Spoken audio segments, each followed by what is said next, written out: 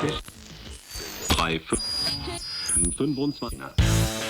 this episode, we go deep into Bangkok's malls and give each one a slogan. So if you've ever wondered if you can capture the personality of each of Bangkok's ubiquitous malls in a tagline, you'll love this episode of the Bangkok Podcast.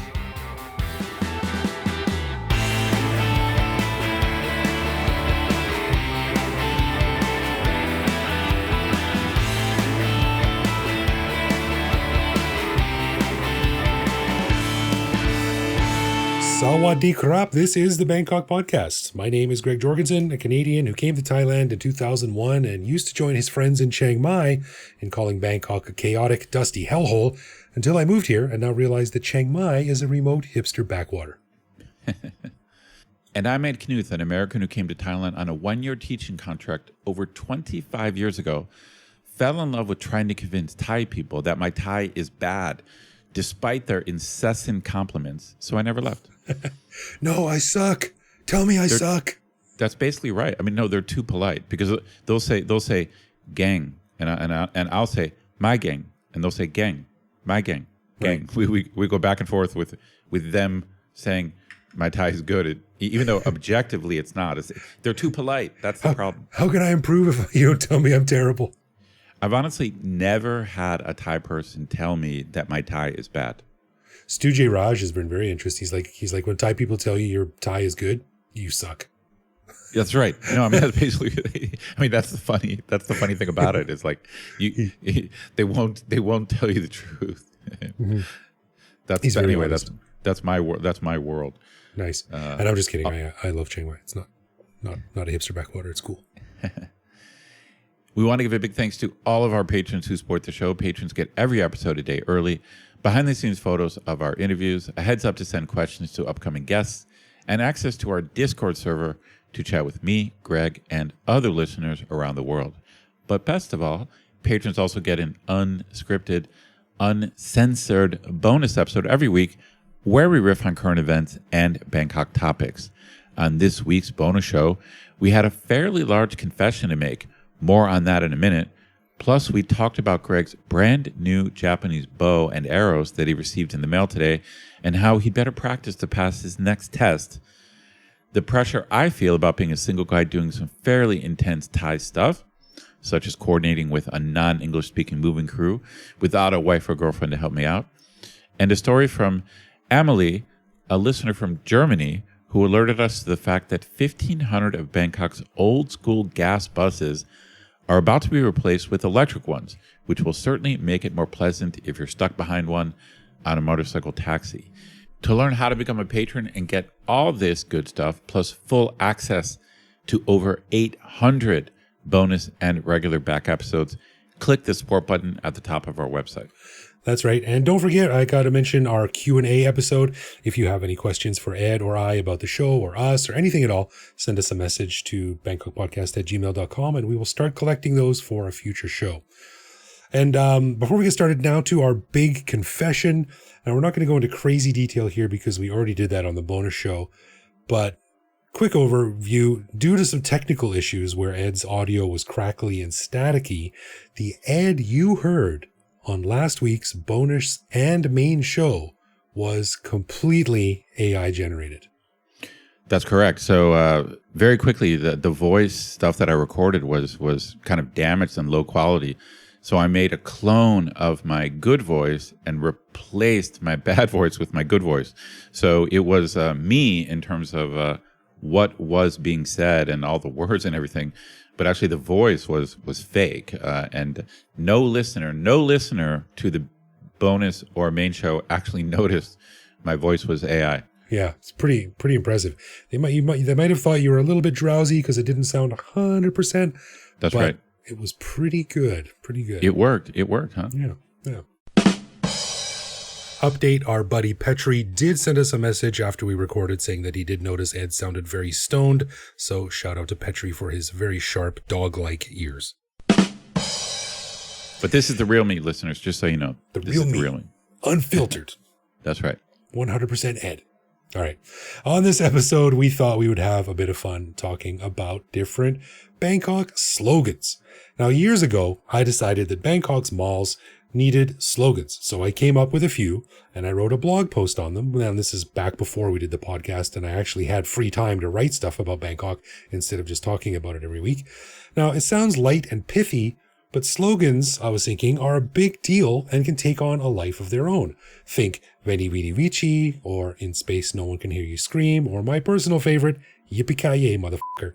Now, if you think about it, slogans have actually evolved as these days the internet is full of single panel memes that somehow manage to capture complex situations with a few words and a funny photo.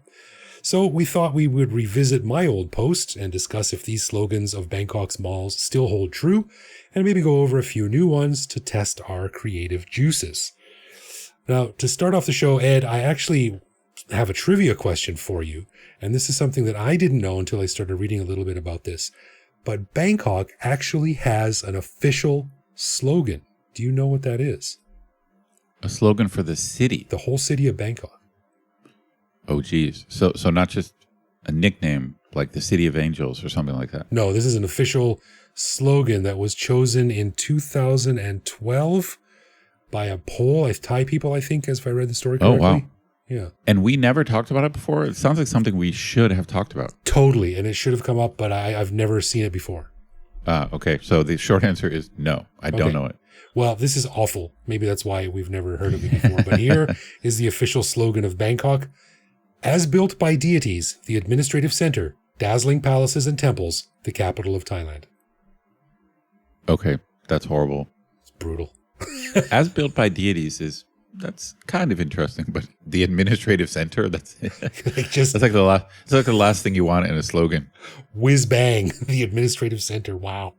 Yeah, we have a big bureaucracy. That's not a good sales pitch. The red tape capital of Asia.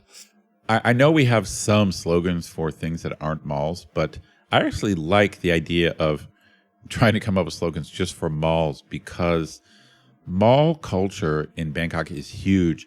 And I've gotten sucked into it to some degree. You and I have talked about this before. In the States and growing up, I just thought of malls as incredibly boring places. And I would always want to get in and get out as soon as possible. So I was never a mall wanderer in the States. There was to me, there was never. I never knew of a mall that had a vibe that I wanted to hang out in. Right. Yeah. That's just is not me. It's not me. But Bangkok is different, and you and I have mentioned many times we have to give a pass to Thai people because it's so damn hot and humid here. So it's like malls are really more like public parks where it's actually cool. They're like community center. They're more like community centers. Oh, that's a really good way of looking at it. Yeah. They're more like community centers. So over the years, I've gotten more. So in the States, I'm kind of a mall hater. Like I just don't want to go to malls. I don't want to be there. No, but here, I've adapted to it a little bit, and there's more. So now I've got opinions. I've got some takes on the malls, and I think it's fascinating how each mall does seem to have its own identity. Now, some of the shops tend to be the same, and so there is some sameness.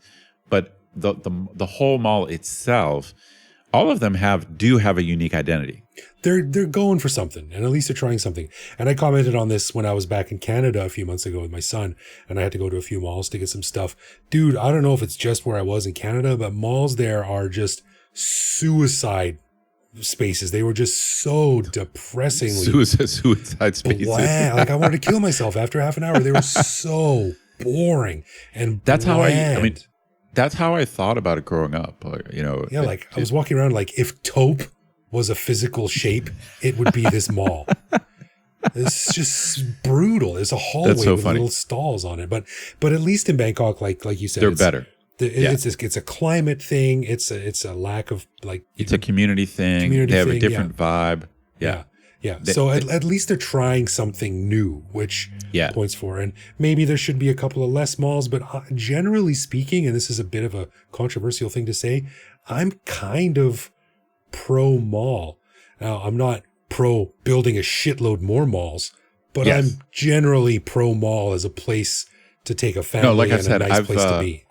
I've kind of come around. I've come around where I definitely don't hate them, and I wouldn't say I still don't spend a lot of time hanging out in malls, but I do. I sometimes grade in coffee shops in malls, and I definitely, I don't dread running errands. Like if I have to go to the mall, I'll think of, I can go here or there, or maybe, do some grading or do some reading. So sometimes I have kind of like mall afternoons, kind of, which I don't remember ever doing that like back home.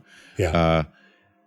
But all that being said, a lot of the slogans are are somewhat negative. So because most of these malls have pluses and minuses, so all of them can be ripped on at least a little bit, and so we tend to, the slogans do tend to be a tad on the negative side, but tongue in cheek. So we thought we'd go through this old post of mine and go through the mall slogans that I came up and see if they still hold true, because I wrote this post, God, probably 12 years ago now.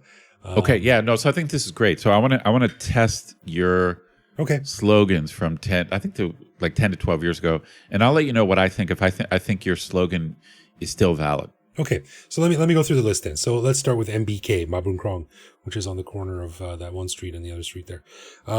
So the slogan I came up with was, "Not even we know what stores lurk in our dark corners and forgotten depths." I love it because MBK is deceptively complex. It's kind of like the backsoys of Sukhumvit, where you don't really know what's down there. You've lived down Sukhumvit, let's say, for 10 years, and then you never went all the way down Soi 16 and then turned left. You're like, holy shit. Okay. Yeah. You're like, holy shit, there's this thing over here. And MBK is exactly like that. It's got multiple floors and then side areas, and then there's a whole back space. Yeah, right. And there's like escalators way back in the back space that go. That's right. And there's a lot of small stalls and sections. Over the years, I turn a corner and then there's a whole nother section of MBK. Yeah. Now, so your slogan it's perfect, dude. I think I saw it I did this when I came out of a Lord of the Rings movie, and look in our dark corners and forgotten depths, the minds of Moria or something like that. I will say though, I think MBK has had a bit of a facelift over the past decade, and it's a bit brighter, a bit easier to navigate. Yeah, it's more, it's been modernized. That's for sure. But there's still a lot of nooks and crannies. It used to be, to me, when I went there back in the day, you had it had kind of a down market vibe. Yeah, like you would never say MBK was high so. No. Even though when it opened in 1986, it was like the Icon Siam of Bangkok. Really? Wow. Yeah. Oh, it clearly got surpassed, but it's they've cleaned it up somewhat. I like MBK. Like it's got personality. Yeah, that's a good way to put it. Yeah. So the next one I put on my list was Paragon, which is on the corner of the one street and the other street, and it says my slogan is, "Pioneers in the belief that paying more for things will make you high so." I like it. Paragon it's kind of an objectively good mall, but you get the impression that it's trying a bit too hard to be luxury or high so. It reminds me of those. You and I have talked about this before, where the name of a condominium will be luxury condo. Yeah, or the high so. It'll be like high so condo. Yeah. And so Paragon, it's great, but you're right. I get the impression. It'll have a luxury automobile thing like right in front of your face, and everything is luxury and expensive, and it's like they're wearing it on the sleeve. Exactly. It's trying a bit hard. It is trying a bit hard, but hey, there it is full of diamond stores. There's a Ferrari dealership and a Porsche. That's right. Or whatever, Exactly. In the mall. So they're not talking about they're not just talking, they're not faking it. Yeah, they're not faking it. Yeah, but there is a lot of advertising about this, about the sort of showing, basically saying, if you shop here, you will be beautiful, rich, and successful. That's right. And the design is at least fairly standard. I mean, it's just like a kind of a big loop around like a central store. That's interesting. That's what I was going to say. It's kind of a boring layout. It's basically a big rectangle. But that's good. Like listeners, you're going to hear Greg and I have some problems with some of the other malls. I like more simple designs. I'm not into complexity when it comes to malls. And so Paragon, it's big, so you still have to do some walking. But I kind of always know where I am. Like I can get my bearings there. Right. So I'm not in Siam that much, but I like Paragon. I give it a thumbs up. I'm down with it. The next one is K Village, which is on Rama 4. The slogan I came up with this one was, the only place in Bangkok where you can see someone pushing a dog stroller that costs more than your kid's stroller. Dude, I'm loving these are great slogans, man. You should start your own podcast, really. I should have been in advertising. Yeah, no. K Village famously is like a dog-friendly mall where people take their dogs there to walk them around. This is an interesting contrast. K Village also caters to like Japanese, and it actually is upmarket, but it doesn't throw it in your face. Like you get the impression at K Village that everyone there has money. Yeah. Yes, I agree. But it's not in your face, and I like it. Like it has a comfort level to it. And again, it's not near where I live, so I don't go there that often. But K Village, it comes across as kind of an upscale but still neighborhood mall. Does that make sense? Yes, it does. Yeah, and it's kind of, I put it like a lifestyle mall, and it's mostly outdoors too. It's not closed in. Yeah. But you're right. You get the impression. Yeah. There's dog people there, and it is very like upper middle class kind of vibe to it. Yeah. The dog stroller. The next one is EmQuartier, and oh Jesus, do we want to do this one now? Yeah, we be careful. We don't want to get slapped with a lawsuit. EmQuartier, my slogan was, come for the cool food hall and interesting stores. Stay because you can't find the exit. Yeah, I mean, I was just there. I saw the movie One Battle After Another.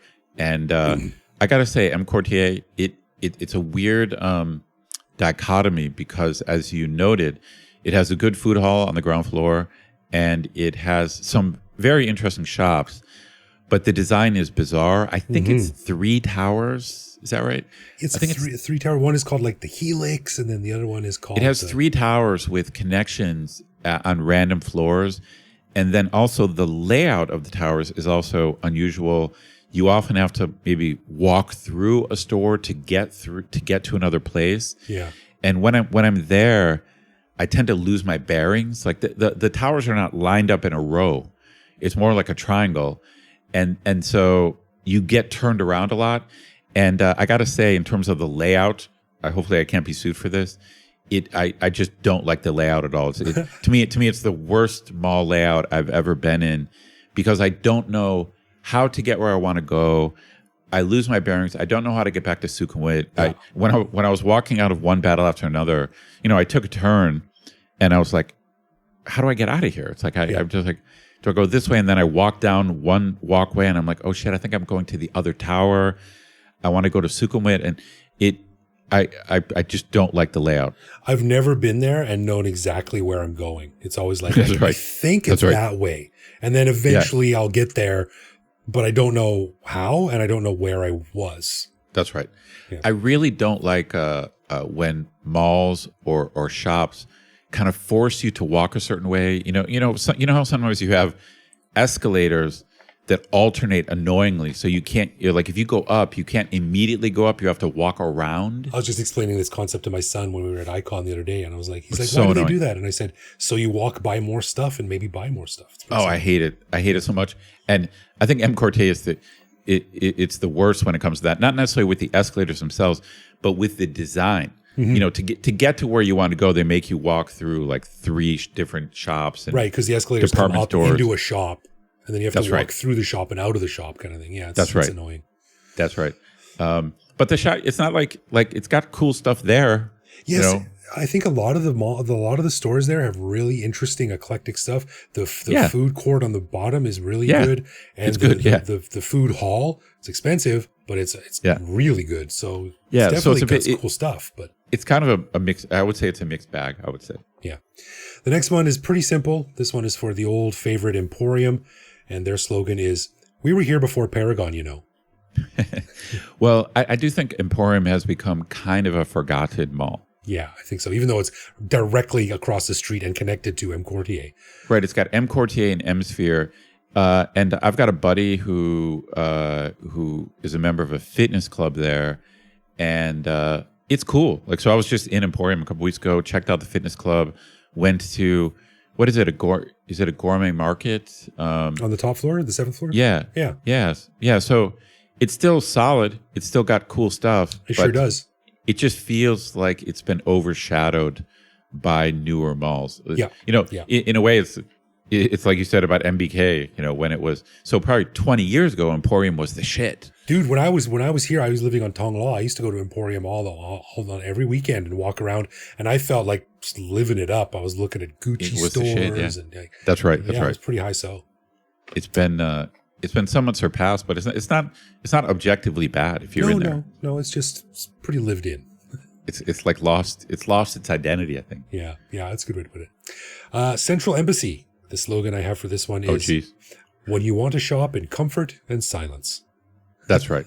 I mean, I thought your slogan was going to be Central MT. That's such a harsh nickname, but it kind of fits. I don't go there a lot, but I've never been there when it's crowded. I mean, I don't know when it gets crowded. No, and it's actually quite a beautiful looking mall. It's sure. wide open. It's well lit.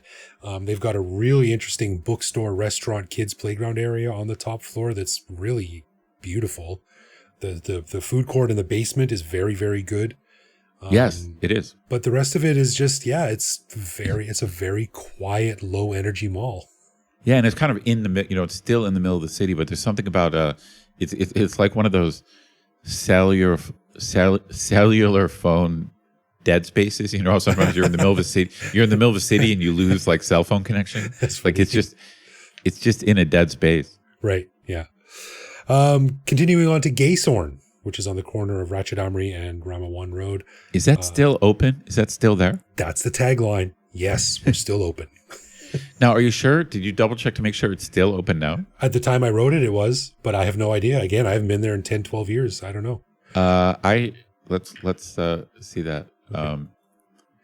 I remember when I first moved to Bangkok, it was being built, and it's gone through several big renovations since then. But even when I went there regularly, like I used to work at Agoda at Central World, which is right across the street. Even when I walked through it regularly, I still didn't really know what was in it. Okay, it's still open. It's apparently called now Gaysorn Village. Ooh. Okay. But you're right, I haven't been there. Yeah. Yes, we're still open. Yeah, so it's kind of down the street. It's kind of a kind of across the street from Central World, more or less. Yeah. Next is Terminal 21, which is at the Asok intersection. And the slogan for this is, "You're in Turkey, you're in England." Just kidding, it's still Bangkok. Well, Terminal 21, it's not horrible, but I like the fact that they tried to do something different. Yeah. But to me, it doesn't, like, I don't really care, like all like the international stuff. And, it's got like a British phone booth for people to Instagram at and that kind of stuff. Right. But each floor is a different theme. Like there's That's right. a Middle Eastern floor, Turkish floor, and then there's a British That's floor. Right. And then, so it's an interesting concept. The food court there is excellent. And it's got that pretty impressive, massive, long escalator at the front. But that's right. I like that.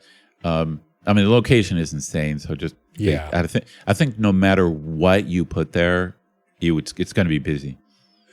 Next is Mega Bang Na. And the slogan I have for this one is, "You spent 300 baht on gas to save 200 baht on a table at IKEA." I like it. I mean, for us, it's far away. And then when you get there, it's so damn big. It's like Suvarnabhumi. It's huge. It's like when you get to Mega Bang Na, you have to walk for 15 minutes to get to where you're going. Right. And when I wrote this, that was the only IKEA in Thailand. So now there's 2 others, I think. Right. So. Yeah. But that's all, when I think of Mega Bang Na, all I think about is how big it is. Yeah. And it's just, how much walking do I got to do here? Yeah. It's just immense. That's the defining characteristic of it. Yeah. It's immensity. Asiatique, which is not really a mall. It's more of like an open market kind of thing with a lot of restaurants. But I included it here anyway. And my slogan was, "We love crowds as much as you do. No, not you. The guy squeezed up against you. No, the other one." You're right. It's packed. Yeah. Now, I'm not sure that's the defining characteristic. I might have come up with Yeah, that's a good question. Like, you're right. It does tend to be packed. Is Asiatique? I feel that it's almost only an evening thing. When I haven't, it must be open in the daytime, I guess. No, but I've in the never been daytimes there. I've been there, and it's pretty dead. Weekends, I'm not sure. I think also dead. But they have the new Jurassic Park thing there. There's like a massive new Jurassic Park exhibit they have there now. That apparently so. But you're yeah, right. last couple times I've been there. If you go there at 8 p.m., it's packed. Yeah, and uncomfortably so. Yeah. This one holds a special place in my heart. Central Chitlom. I put the Zellers of Thailand can also sub in the Bay or Sears. And for those, Sears would be the American version. Yeah. I used to go to Chitlom a lot. I mean, it was okay. It was still okay when I got here in 2000. It was already old. But it still had a classiness to it. Well, that's a funny thing because when I was here, I was determined to get out and learn about Bangkok. I'm going to conquer Bangkok, and I picked up the Lonely Planet guide, then written by our buddy Joe, and I went through the malls and it said Central Chitlom, and I was like, okay, I'm going to go to Central Chitlom, and I showed it to the taxi driver, and I was like, here we go, I'm going out to learn about Bangkok, right. And I got there, and I'm like, this is the Bay. This is a department store. I was so like, I'd built it up in my mind to be something way more than it was. Yeah. It's funny because it's clearly been surpassed, in many ways. Yeah. But I used to go there a lot, and they had a decent food court on the roof or, on the top floor. I used to go to that food court a lot. Oh, did they? I don't even remember that. Yeah, absolutely. Ooh, okay. Well, absolutely. Still there. Yeah. So it definitely has that, when you picture like New York in movies, there's always like old department stores like Macy's, and I think Central Chitlom is kind of the Macy's of Bangkok. Maybe a shadow of, but yeah, I get the vibe. Well, it's got like old school charm, old money patrons. Yeah. The next one, Central World, which one's close to my heart because I worked there for 8 years at Pagoda. And this one says, stop whining. The 5-kilometer walk will do you good. Well, it is, I think you're right. The size of it is just like Mega Bagna. It's kind of the defining characteristic, right? But at least it's laid out in a logical way. So I never feel lost in Central World. I know I've got to go a long way in that direction, but it's like a straight walk. This is one of the most interesting malls in Bangkok to me because back in the day when we first got here, it used to be called the World Trade Center. Correct. And it was horrible. It was a dusty, dingy, dark maze of a mall. And most of the stores were closed, and it was just a real terrible place. World Trade Center had weird kind of like wings. It's like diagonal wings. So you actually did get lost in there. But then it closed down for like a year and did a complete renovation. And now it's a really good mall in terms of Bangkok malls. It's solid. It's at least it's logically laid out. Yeah. But you're right. It's again, it's immense. I mean, Bangkok is just the capital of huge malls. That's what it is. Yeah. Really quickly, I put in Pantip Plaza here. And old school. My slogan was where physical media comes to be resold. Pantip is certainly a shell of its former self, so that doesn't really apply anymore. No, but it back doesn't in the exist day, anymore. Wait, you sure? Yeah, I was there last year.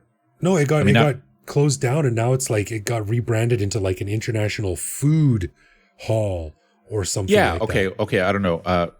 Well, it's still got IT stuff there as of like 6 months ago. Oh, really? Okay, I haven't been there in years, so maybe you're right. But yeah, no. Yeah, okay. So it's been completely. Well, it's hard to explain. It's been remodeled, but the basic structure of it is still the same, and they still have IT stuff on a couple floors. Oh, okay. But the focus now is food, as you said. Oh, so interesting. The focus is food. But back in the day, it was the place to go for DVDs. I went there hundreds of times, like to buy DVDs. Yeah, it was a mecca for IT nerds back in the day. For sure. The last two, actually, I don't really understand these ones. I'm not sure what I was thinking when I wrote these. The first one is Siam Center. when you're too lazy to walk to Paragon. I guess that makes sense because it's connected to Siam BTS station. Yeah, I think Siam Center has identity crisis problems, you know. Oh, that's a good way to put it. Yeah, I don't mind it actually. It's pretty funky, but it's gone through some severe remodeling over the years. And the last one, Siam Discovery, when you're too lazy to walk anywhere. I don't think that one applies anymore because they've not only have they done a full renovation, they've also connected it to that really nice new, I don't know what you call it, like a gigantic circular sky bridge that sits over the center. That's of the right. That's right. Intersection. That's also connected to the Bangkok Art and Design Center. So right. Yeah, I haven't been to Discovery in a long time, but I just don't. I feel that in the first 10 years I was here, I was just at Siam a lot. Yeah. You know, whether it's like Discovery, Siam Center, like. But I don't know. I just don't go down there much more. It has kind of a, maybe I'm too old. Like it does have kind of a young vibe down there. Like you have Chula Longkorn is not far from there, and you have right. You just have a lot of young people around there. So maybe I just don't belong. Yeah. Definitely feel out of place when I'm there. Like I am not hip enough to understand what is going on. All right. Well, let me give you my. You asked me to try to create some of my own slogans for some of the newer malls. So let me hit you with a few. So. For you and I, the closest mall is Icon Siam. Yeah. And the slogan I came up with is, let me just say this. A good thing about Icon is it has a unique, stylish design that is super Asian. So it doesn't have any Western fast food and stuff like that. Okay. So here's my slogan. A mall designed 100% for Asians, as long as you're a rich Chinese tourist. Yeah, I think that nails it. Yeah. I mean, I give it props, like I said, for not being a copy of every other mall. Yes. So I give it props for that. It's not, you know, they have the kind of Asian market on the ground, and they don't have Western fast food. They don't have a McDonald's. They don't have a Burger King. They don't have a Subway. So I give them credit for doing this. But then from all the times I've been there, I just get the impression that it's not really for Thai people. That's how I get the feeling. Like that location is right next to big hotels or across the river from what am I thinking of? Across the river from like the Sheraton, the Sheraton, the Shangri-La. Yeah, the Shangri-La. And so I just feel like, okay, this is actually for tourists. It's my neighborhood mall, and I'm glad it's there, and I go there quite often. Love seeing movies there. But I was just there a while ago, and I'm walking around. I'm like, this is actually a pretty shitty mall, considering what malls are supposed to be. And malls are supposed to be places for the community to come and gather and meet and hang out. But I mean, the area it's in is not a really wealthy area, and so I don't think anyone from around like the middle class Thai people can afford. That's what I'm saying. saying. You know, I think you're right. Icon. It's not. I think it's not really designed for Thai people. I think it's designed for tourists. So, yeah. And because it's kind of relentlessly Asian in its choices, which I think is good. I think it's for Chinese tourists. Like I think that's the concept. Like whoever thought of that mall, I think that's what they were thinking. It's also got a woeful lack of places to sit. Like the little food courts it has are way undersized. Like not the ones downstairs, and even downstairs is far too few seats for people. So yeah, it's still a great place to get some food or see a film. Yeah. And then EmQuartier, which is kind of one of the newest ones. I actually have different opinions about EmQuartier, and I couldn't come up with a good slogan. But to me, when I think of EmQuartier, I think of this: perfect location and still very difficult to get to. That's good. That's right. It has the perfect location. It's right on Sukhumvit, the corner of Sukhumvit Soy 22. You know, it's next to a Holiday Inn. It's right next to, very close to Emporium. It's just a perfect location, and then you can't get there because of like traffic, and there's no SkyTrain stop right there, so you have to go to Prampong and then walk down. Yeah. That's a great slogan. It's about a 10-minute walk from Prampong, which is just far enough to be a bit of a pain to get to. That's right. And I've driven there as well, and the traffic around there sucks. So. Yeah, it's like there's no. I mean, they obviously they had to know this and work this all out when they made the mall, But just street-wise, like Soi 22, it's just 2 lanes. Yeah. And then Sukhumvit itself is already so busy. Yeah. So even though it's one of those things that's it's geographically like this is valuable real estate, but then it's like, do you really want to put another giant mall and like the ingress and egress of people? You have to expect it's going to be a nightmare, and it is. Yeah, it is a nightmare. Yeah, I think that's a good one. Nailed it. All right. Well, Bangkok 1, I've only been to 2 times, and it's not that it's bad. It's that when I'm there, my impression is that it's just another big mall. That's my impression of it. And so my slogan is just, why? Why? It's just, that's when like I'm a there, review as well. Like I said at the beginning of the show, I said each of these malls seems to have a unique identity, but not Bangkok 1. Well, I agree, but I also think it's a bit unfair because it's not fully open yet. I was just there a few weeks ago, and we tried to get in one of the giant buildings there, and it was completely like locked. I thought it was a mall, but it was totally true that. locked. Okay, it's unfinished. I think that's fair. Yeah. It's unfinished, and I had some good food there. There's actually a good veggie place. It just I was just thinking to myself, like, I don't know what this is, just another big attempting to be luxury mall, right? And whatever. I mean, it's a cool location opposite, Lumpini Park, but we'll see. Maybe it will develop. Maybe it will develop its own identity. And I feel like this show, you and I are kind of totally in agreement. What you said at the beginning of the show is you're kind of pro mall, but not necessarily in favor of more malls. Yeah, and right. I'm the same way. It's just we have so many. Like, we just went through an insane number, and then there's still new ones being planned. And you know what? We totally forgot the new one, Central Park, which I visited a few weeks ago with my son. Oh, I haven't been to that yet. Well, let me just think up one right off the top of my head. So that's the one at the corner of Silo? Yeah, the old Dusatani. That's the brand new one. Yeah, I haven't been. My slogan would be, not bad. That's my slogan. Not bad. Yeah, actually, it's pretty interesting. It's open, it's bright, it's airy. It's got some pretty good food and some really creative food. We stopped at a little place. I can't remember what it was called. I think it was called Kanom or something. But they had some very, very interesting desserts and drinks based all around rice, and it was really cool. Yeah.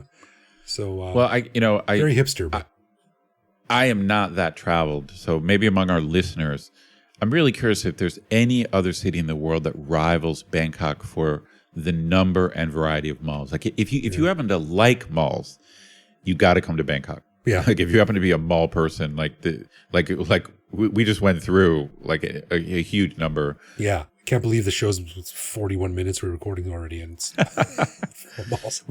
We might get some negative comments Maybe. on like, did you guys really have to spend this much time talking about malls? Hey man, podcasts are free. Turn it off if you don't like it. That's right.